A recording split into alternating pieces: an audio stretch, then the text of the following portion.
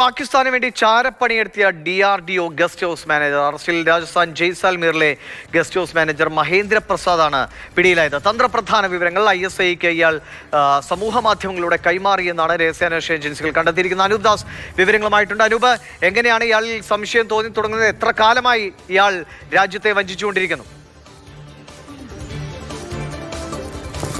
കഴിഞ്ഞ 3-4 വർഷമായി ഇന്ത്യയിൽ നിന്നുള്ള തന്ത്രപ്രധാനമായിട്ടുള്ള വിവരങ്ങൾ പാകിസ്ഥാൻ ഇയാൾ കൈമാറി എന്നുള്ളതാണ് രഹസ്യാന്വേഷണ ഏജൻസികൾ ഇപ്പോൾ പറയുന്ന കാര്യം. ആഗസ്റ്റ് മാസം 12, അതായത് ഇന്നലെയാണ് ഇയാളെ അറസ്റ്റ് ചെയ്തത്.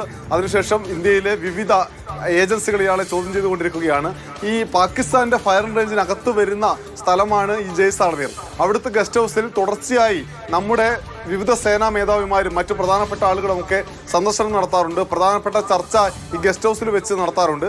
അപ്പോഴാണ് ഈ ഗസ്റ്റ് ഹൗസിൽ നിന്നുള്ള വിവരങ്ങൾ ചോർത്തി കിട്ടാൻ വേണ്ടി ISI ഇയാളെ ഏർപ്പാടാക്കിയത്. എന്തായാലും ഇയാൾ ഉത്തരാഖണ്ഡ് സ്വദേശിയാണ്.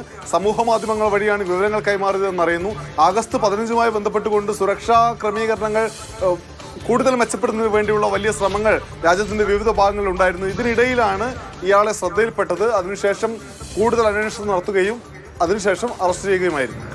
പാകിസ്ഥാന് വേണ്ടി ചാരപ്പണി നടത്തിയ DRDO മുൻ മാനേജർ ആണ് ഇപ്പോൾ അറസ്റ്റിലായിരിക്കുന്നത്. ഇയാളെ കഴിഞ്ഞ കുറച്ച് നാളുകളായി നിരീക്ഷണത്തിലായിരുന്നു. ജയ്സാൽമീറിലെ ഗസ്റ്റ് ഹൗസ് മാനേജറാണ് മഹേന്ദ്ര പ്രസാദ്. ഇയാളെയാണ് ഇപ്പോൾ പിടികൂടിയിരിക്കുന്നത്. ISIക്ക് സമൂഹ മാധ്യമങ്ങളിലൂടെ അടക്കം ഇയാൾ നിർണായകമായ വിവരങ്ങൾ കൈമാറിയിരുന്നുവെന്നാണ് രഹസ്യാന്വേഷണ ഏജൻസികൾ കണ്ടെത്തിയിരിക്കുന്നത്.